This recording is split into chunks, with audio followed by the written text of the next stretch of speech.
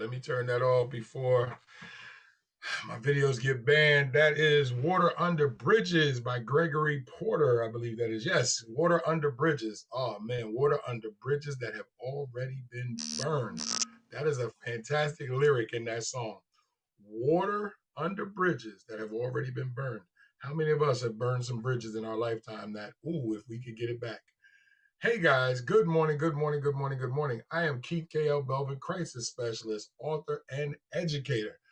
And I am the owner of Braven Publishing, Braven Consultants, and I am here every day, Monday through Friday, bringing the good news and trying to uplift those around me. And what do? Well, I work with women who have been hurt by very nasty and misogynistic men. I work with couples to try to help them stay strong. And I work with the few men who are willing to park their egos and come to somebody who can help them make some changes. So that's what I do, and it is my ministry. And currently, I am helping build mental health ministries. Yes, mental health ministries, because I believe that the church should be at the forefront of helping its parishioners get the services that they need to help with positive mental health. And I do that. I am the agent that they bring in to be able to sit down and help you understand that the Bible, because I am a Christian, the Bible offers so much more in terms of quality mental health if you allow yourself to see it, allow yourself to be taught it, and allow yourself to practice it. If you do those things, you will see that God will actually start to make a way in your life in terms of your mental health, as well as everything. But I work in the mental health department. So before I get into anything else, let me give a shout out to our sponsor, and that is Sister Chef Danielle Moore. Shout out to Chef Danielle Moore at Chef Danielle BK on Instagram, but also she is the proud owner of Ellie and Ethel and let me get this right. Ethel and Annie Mae's Soul Food Kitchen in Brooklyn. Ethel and Annie Mae's Soul Food Kitchen in Brooklyn at 497 Albany Avenue, Crown Heights, New York. Now, I want all of my Queens and Brooklyn folk that are watching this video, and if you know anybody in New York, I want you to make sure you reach out to Chef Danielle on Facebook as well as on Instagram. Support her restaurant. Let me tell you something. The location that she chose in Crown Heights, she is not surrounded by a lot of the people that look like her and me, but she is going to keep those doors open because she is bringing love to the table. It is not a color thing. It is a love thing. And what we want to do is we want to love all over her. We want to show her that we as a people are as powerful as anything going. So make sure you stop by Ethel and Annie Mae's Soul Food Kitchen. When I get back to New York, I'm making sure I stop because I've had Chef Danielle's food before. Listen, you will not do yourself a disservice. Go by her Instagram page or go by her Facebook page and just look at the pictures. You can tell in the pictures that her stuff is made with love. So again, shout out to Chef Danielle and Ethel and Annie Mae's Soul Food Kitchen in Brooklyn. All right. Again, good morning. Good morning. So we're talking about change this morning. Now, I'm a little late. I apologize. I had a quick call. I had to help somebody out this morning. So after I got off my morning group on Clubhouse, I make that a morning routine. And again, you should have some type of routine that works for you. So once I'm in Clubhouse and that's the business part, I get to sit in, I get to listen when I'm taking KL to camp. And I get fed from listening to other professionals. You know, the scripture says bad communication affects good manners, or bad company affects good character. So let's turn this around. That means that good company can change bad character. So when you are doing things and you're not sure what you're doing, when you get around some quality people, you will see yourself start to do quality things. So the reason why I'm in the Clubhouse group every morning is because there's some very powerful people who look like me and others. Listen, I may bring up the fact that I'm around people that look like me, but that doesn't mean I exclude everybody else. I love everybody. That's what Christians do. But being in a room of love, being in a room of giving, and it's bootstrapping in ministry. Shout out to Glenn P. Brooks Jr., my coach. Look for him on Clubhouse every morning, Monday through Friday, 7 to 8:30. Now, You see me today, I'm wearing my Building Better Man shirt. Shout out to Otis Bellinger, who gifted me this shirt. He's a wonderful dude out of Detroit, doing great things for young men of color, as well as counseling in the mental health space. My Code 31 hat. Shout out to Dawn Ellison out of South Jamaica, Queens, where I grew up at. Shout out to 40 Projects. I am wearing my Code 31 hat. So I don't just talk about supporting others, I do it. I do it. That's what I need you to do. I need you not to talk about it. I need you to do it. So shout out to Coach D Code 31. You can check her out on Facebook as well as Instagram. Now it's Code 31 Media. And so she's on Instagram. Check her out. And my man, Brother Bellinger, great guy. He's doing his thing, and he's doing his things for young kids of color, raising them up right, exposing them some things. I appreciate the shirt. He actually gave me an award for some of the support that I've given him. I went out to Detroit some years ago and spoke at his event. Thank you, brother. We've been friends ever since. Now, I say all that because I want you to see that I am being the change that I want to see in the world.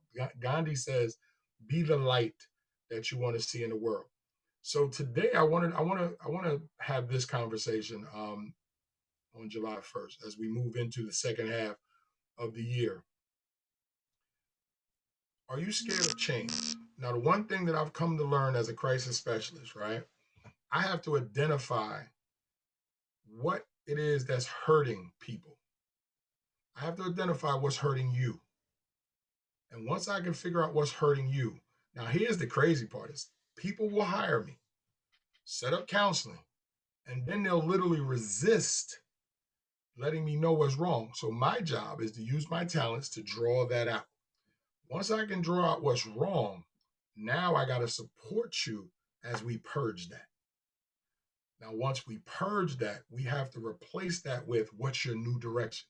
You have to change. Now, this is something that I say in all my sessions, so I'm going to let you in a little inside of what I do. I explain to everyone that I work with, and this is the analogy I want you to pay attention to it. Imagine you and I are standing at the base of a very large mountain, and we both looking up. And you have to climb that.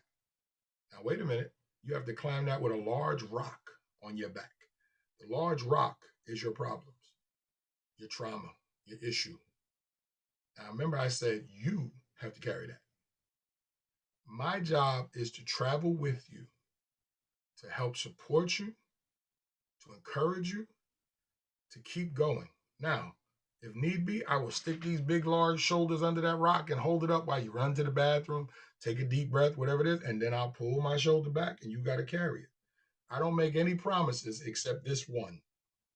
I promise everybody. So I promise you who's watching this.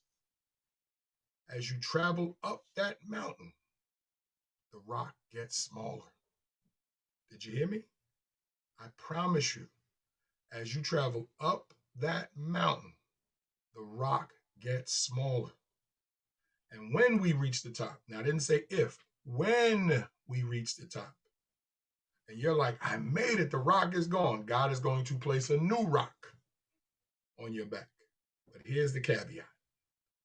Not only will you be prepared and ready for that new rock, it'll start to cause you to change and to become even better than who you are. But here's what needs to happen first. And this is how you climb a mountain. I need you to get closer. Come on. I need you to get close. I'm going to give you some secret sauce right now. It starts with one step. Once you've acknowledged that you need help and you and I have gotten together, I'm going to need you to start up that mountain. I'm going to be there with you, but I'm going to need you to say, I got this. So my question to you today is, are you scared of change? And if you are, what is preventing you from being the new you? So put this in the chat room if you're watching. Again, if you're watching me on multiple platforms. So I need you to like this, share this, and I need you to tag. Who are we going to tag today? Just 2 people today. Just 2 people. I want you to like this, share this, and I want you to tag 2 people that you think need to hear this message. Okay? I'm going to give you about a hot 6 seconds.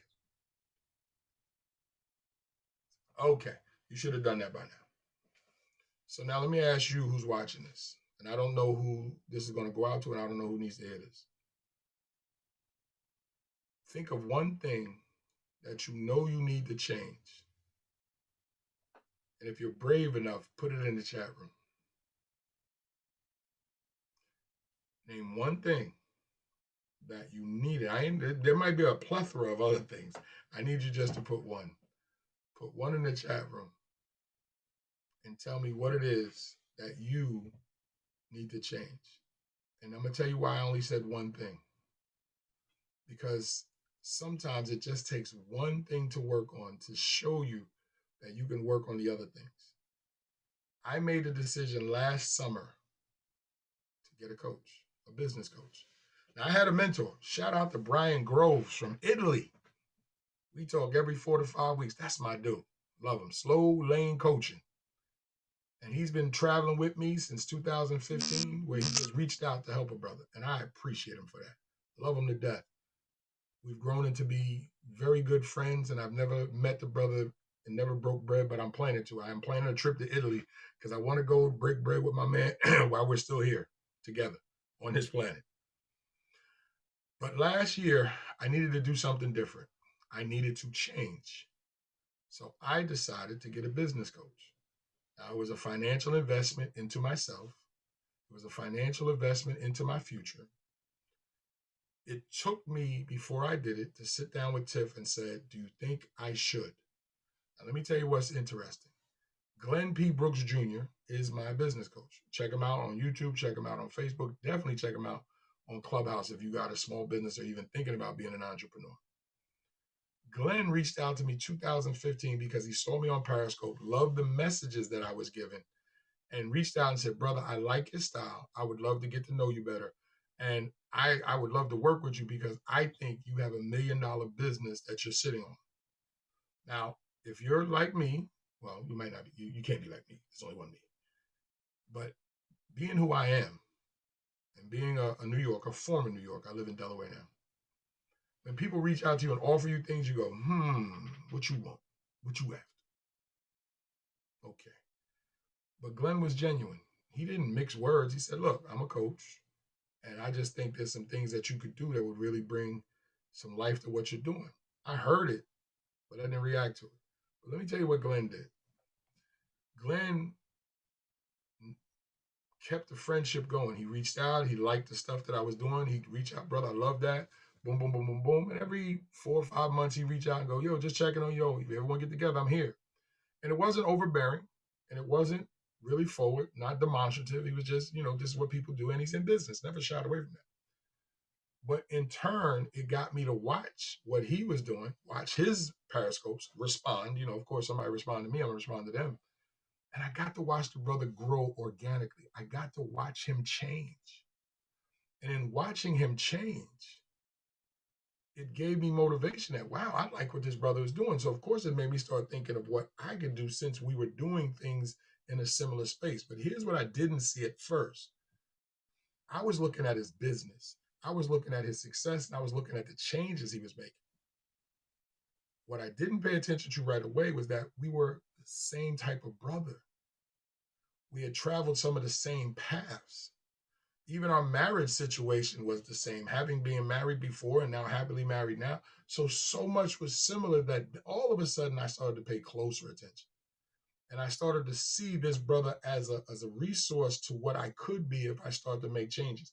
So the last summer, when he hit me and said, just checking in on you, bro, we growing over here. We got a spot for you whenever you're ready. The line had been in the water for 5 years. I bet. How much is it going to cost me, brother? And he gave me the number, and I was like, am I ready to invest that in myself? So I went to the one person I go to after I go to God. I go to God first. I was taught that by my grandmother, by the way. I went to my wife. Men, please listen to me. Listen to me. Married men, listen to me. Listen to your wife. Men who are dating. You want to listen to your girlfriend? Not bad. But make sure that she's emotionally and spiritually, physically invested in you. Because you got to be careful. A girlfriend always has a trap door. Oh, I'm not digging this, true, and disappear. Ladies, let me speak to you. Make sure he's invested in you physically, emotionally, and spiritually, even as a boyfriend, because there's always a trap door, and he disappears. So I went to my wife, and my wife said, sounds good, but are you going to apply what you learn? You know how you are. There it is. See, that's why you have to have somebody in your corner who knows you, who understands you. She said, you know how you are. So I'm not going to make the decision for you. I'm going to say to you, are you sure? And then make your decision.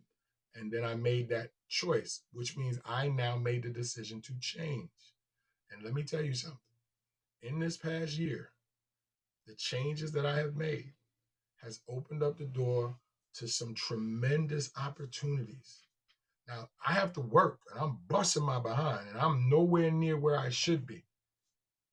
But I'm seeing the growth needed to show myself. One, God was listening. Two, Glenn was the right choice. Three, Brian was right the whole time. He was like, Keith, when you figure it out. And four, most importantly, thank God for having my wife, having somebody that I could trust. Because I don't know what I would do if I didn't have her. Let me just say that now. I don't want to get all mushy on y'all. But if it wasn't for God and my wife, I'd have nothing.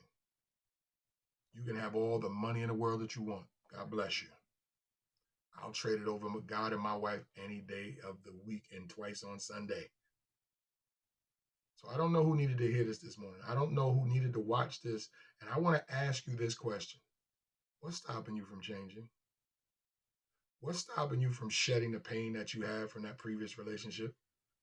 What's stopping you from that man's pain that he caused you? What's stopping you from being the better you? What's stopping you from starting that business? What's stopping you from going to the gym?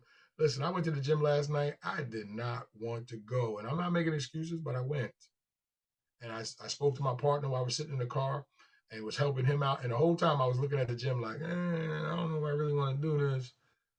Strap my mask on. And the video, if you go on my page, you'll see the video. I decided to do a little video because here's what I decided to do. I'm not journaling my whole weight loss, my attempt at it, my working out. Once a week, I will let you guys know I'm still here doing what I do.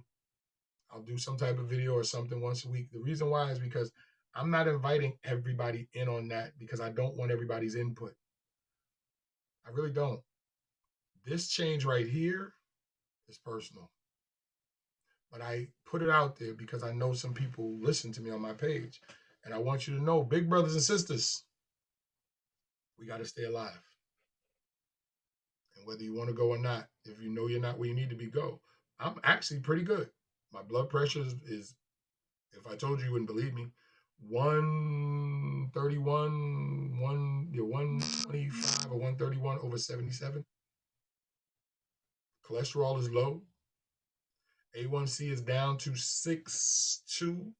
So I'm closing in on 5.9 where it'd be perfectly normal. I was a pre-diabetic. I was like, yo, we're not doing that. So I got it back down to 6.2 and I'm on my way to 5.9. If you don't know what your A1C is, shame on you. If you don't know what your cholesterol, your glucose level, if you don't know your triglycerides, your HDL, your LDL, if you don't know these things, shame on you. You should, because they're going to dictate a lot that's going on. I'm back to bowling, so I should be bowling today. I got a tournament, and I signed up for the tournament, even though I don't know if I'm going to be ready. You know why I signed up? Because now I have a goal to shoot for. So I'm telling you all this, and I don't know who needed to hear it. What's stopping you from making your changes? Book it. Book the flight. Don't be scared. Just, you know what? If you need to change locations, what's keeping you on that job? Now, I'm not telling you to quit your job. You ain't putting that on me. But prepare your exit strategy if you know that's not the job for you. Let me shout out my wife again. She was on a very horrible job, struggling coming home emotionally beat. And I did all I can as a husband to comfort her and be like, look, I'll go beat up everybody if you want. I'll go up there and I'll slide everybody.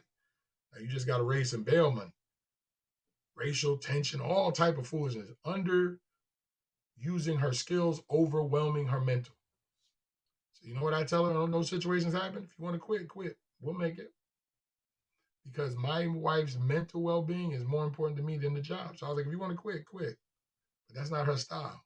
So like the woman she is, she got tightened up her resume again, went out here, and not only did she find a new gig, she killing it, but she was willing to make the change. So if you're watching this, put it in the chat room. What's the one thing that you would like to change? Let's go there. Put it in the chat room. Let me see. And I'm gonna tell you why. When I tell you I'm a crisis specialist, let me tell you what that means. That means that I am prepared, trained, schooled, and skilled in figuring out ways to help you in whatever situation that you're in crisis in. And if I can't figure it out, I'm smart enough to know where to go to get some help for you. But I cannot help you if you don't say anything. If you want to suffer in silence, if you looking at this right now, whenever you're looking at it, and you better put hashtag replay if you're coming, if you're not watching live. But if you want to sit around and still be hurt by the man that cheated on you, if you still want to be hurt by the woman that don't care about you, bro, if you want to be hurt because the passing of family members due to COVID, I lost my mom a year ago, June 25th. Those are all legitimate reasons to hurt. I'm not taking away, I'm not denying your pain. What I'm saying to you is your pain doesn't dictate you. You know why? You're still here. Okay, he cheated and he left. You're still here. Okay, she don't want to support you, bruh. You're still here. Okay, they died. You're still here. You can do something. You can make the changes necessary to find the happiness that you don't have. Or you can make the changes necessary and pile on to the happiness that you have. Either way, changes need to be made. And if you make the right ones, you're good. Now, can you make the wrong ones? Yes. We make mistakes. But the beautiful thing about mistakes is you can recover from them. When I got divorced, and I tell people I'm happily divorced and I'm happily married. What the hell? What are you talking about? If I don't divorce my ex-wife, I don't get with my current wife. And if I did not decide that the pain that I was in my first relationship and what I was causing her was not helping either one of us and it was time for me to go, I never put myself in a position for God to bless me now. Now, I had to do some growing up. And I if you've been watching the videos this week, y'all know. And if you read my book, From Gigolo to Jesus, which you should, by the way. Have you read Gigolo to Jesus? Okay, I'm not getting on that tangent yet.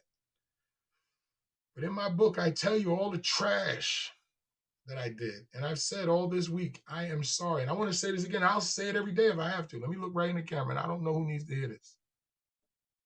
If in my life I have hurt you, misused you, treated you in a sexual way, physical way, emotional way, whatever, I am honestly sorry. I am sorry to every woman that I mistreated, used, and tricked, or whatever to have sex with. I'm sorry. I wasn't mature enough to be me.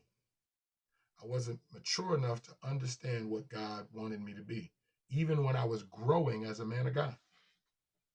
Just because you accept God doesn't mean that you become sanctified and holy. That's why folks get so bent out of shape with church folks. Not all church folks are godly folks. Let me say that again for the people in the back trying to sneak out to the parking lot early. Not all church folks are godly folks.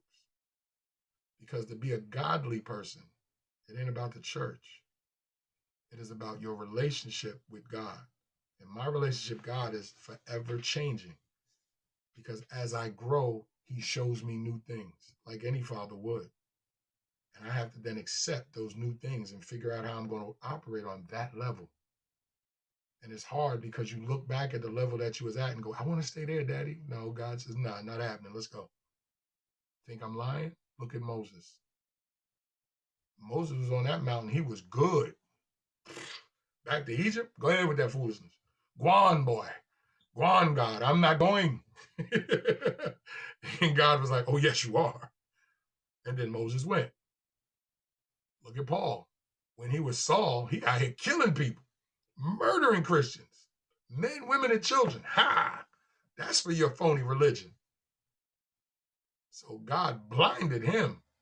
And Jesus said to him, why are you trying to kill me?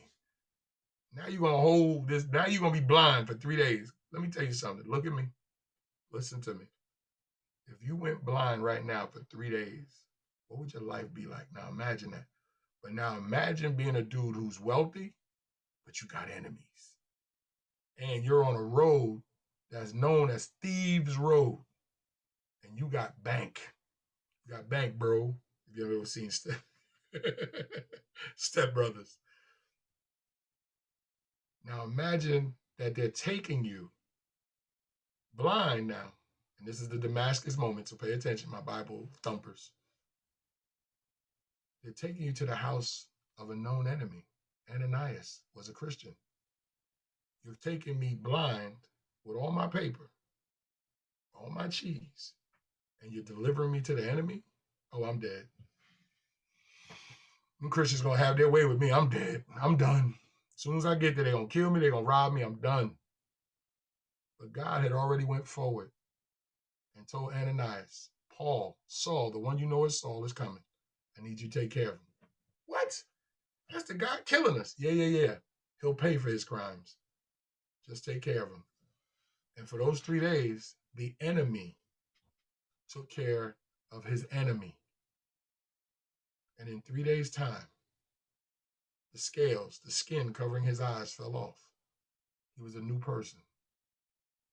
And I need you to understand that Paul at that moment accepted his new name of Paul, but he also had to accept the changes that went with those scales falling off his eyes. He now became a zealot for God, no longer for the Romans.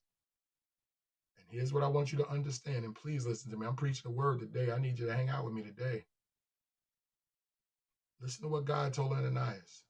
Paul will pay for his crimes. And the reason why that resonates with me, Paul wrote those letters that we now read in the, okay, let me back up. There are 26 books of the New Testament. They're called epistles. Paul wrote 19 of those, and he got incarcerated. So he made the changes, and he got locked up. And while locked down, he wrote the biggest portion of the greatest book ever sold in the history of literature, the Bible. He's that author. 19 epistles. And you know what happened to him? Nah, he didn't get no Pulitzer. He didn't get no award. His head got cut off. God said he would pay.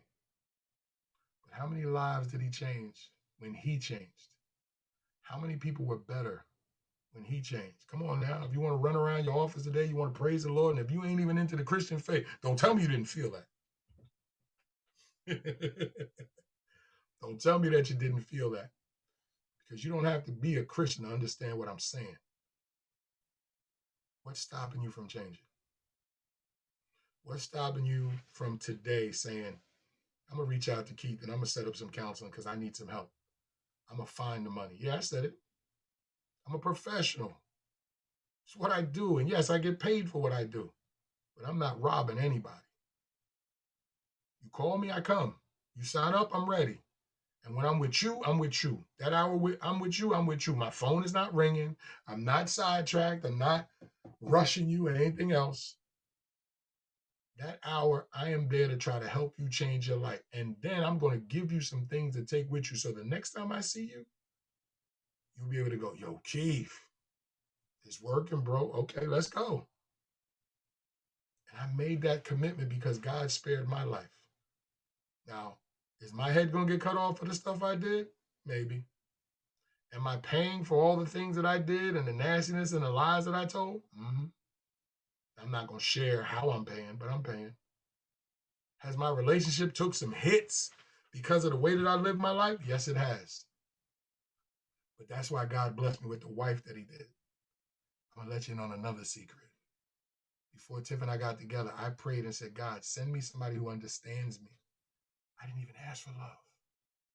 But what I didn't know is Tiff asked for somebody who loved her.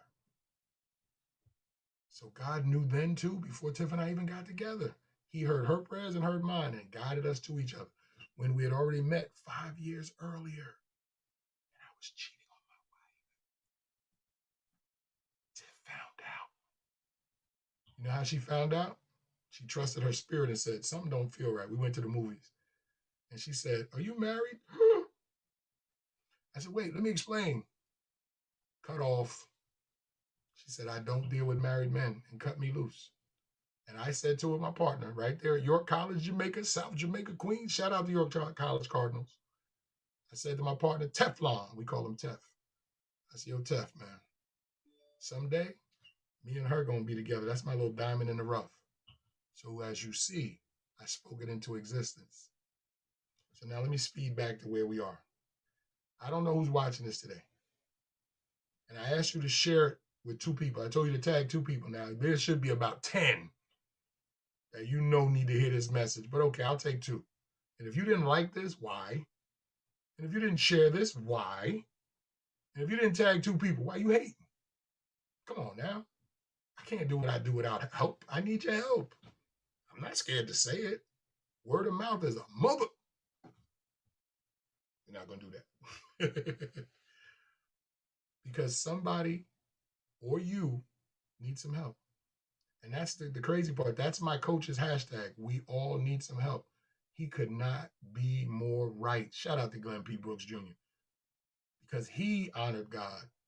He helped me become a better man of God, which now I'm returning to helping other people be better at who they are. So you already know my hashtags, but we're going to go through them again. My hashtag is bring me your pain. Why? Because it simply means bring me your problems. I'm asking for the smoke. Yes, I'm a Christian counselor who is a crisis specialist, who is an author and educator, who's saying to you, bring me that smoke, bring me the pain, bring me those problems. We're going to figure this out. Second, I believe we can fix this. You see the 2 hashtags are connected. Bring me your pain because I believe we can fix this. I have to believe it. It's what spurs me on when I'm sitting down and I see the tears. It's what helps me to stay calm and absorb all of that negative energy that you're pouring through the phone or when we're together. And then I can help give you something in return. And then when you leave, I can purge all that and go hug up next to my wife or go play with my daughter, because that's one of my gifts too. I'm an empath, but not the empath like you think, where people go, I can feel people's emotions. And when I'm in a room, I can tell when, if you are, that's cool. I ain't crapping on nobody's thing. But I'm an empath, meaning that I can absorb your pain, hold it, you go away, and then I can expel it and not be changed myself. I live for that. And I didn't know that was a talent until I started to get closer to God. So what I'm saying to you, and I don't know who needs to hear this, I don't know who's watching this. Part of the reason why you're not where you should be is you not have embraced who you are. What is stopping you from changing? Why are you waiting? Now, let me help you out. Back there on that wall right there is a cover to my book, From Gigolo to Jesus. If you want to read how I went from this nasty, negative, misogynistic whore of a man to a better road where I'm at. Now, am I perfect? Not at all. Have I made mistakes? Yes, I have. But when I make mistakes now, I get it. And I get up and I fix it and I dust myself off and I go, okay, God, I screwed that one up. I tripped and fell. I did something I wasn't supposed to. I apologize for it and I keep it moving. Now, I'm here to help. Now I bring my voice. I bring my talent. I'm here. And I've been here every day for the last whatever. And I'll be here tomorrow morning, God willing. I don't know what the message will be, but we'll deal with it then. So before I get off today, I'm going to go back to you again. Put it in the chat room. Tell me one thing that you want to change. And let's get on a call today. Hit me up in my inbox, and I will send you a link to fill out the information. Let's get on a call. Let's get on a Zoom call and talk. From the comfort of your own home, from the privacy of your own home. Let's jump on a call and talk. Now, to my ministry leaders, to my strong churchgoers, listen to me. If your church is not supplying what you just watched for this last 34 minutes, and I'm 4 minutes over, I'm sorry, I apologize, guys. I said I was going to keep my message to under 30. If you are a ministry leader, church advocate, strong church goer, and your church does not have mental health ministries, and if you go, what is that? Reach out. Let's get on a call. And I will explain to you the program that I have that I would like to offer to your church to be able to get your parishioners the assistance that they need. And I will show you how to create that and how I can run that and put that in place, because I got people that are ready to go. I have clinicians who are ready to go, and we can set things up where the people in your church can get the help that they need. But I need you to accept the call. I put it out there. God said, put it out there. I put it out there. I'm speaking it into existence. I have 3 churches that are working with me right now, and I'm looking to build more. Why? Because I know godly folks can do incredible things when they accept the power of God is limitless. So with that said, I'm going to bid you adieu. I don't know who today's message was for. I done took you to church today. So the church doors is open. You know, that's the moment we all go, oh, thank God. I thought he was going to go on for another hour. Y'all know that. Don't act like I'm the only one sitting in church and wait for the benediction when he go, church doors are now open. Oh, yes. And you trying to figure out a way to slide out first. Don't act like I'm the only person that did that. Y'all know some of y'all did that. Anyway, I am Keith K.L. You got people going, why are you putting out the dirt? I am Keith K.L. Belvin, crisis specialist, award-winning author, educator, and more importantly, a man of God who wants to help you. Who is you? Depends on who's watching this. So please like this, please share, please tag 2 people, and let's get ready to get up out of here. Come on, Gregory. Remember the days we used to spend. Memory so strong it keeps me from moving on. Bye, guys. If I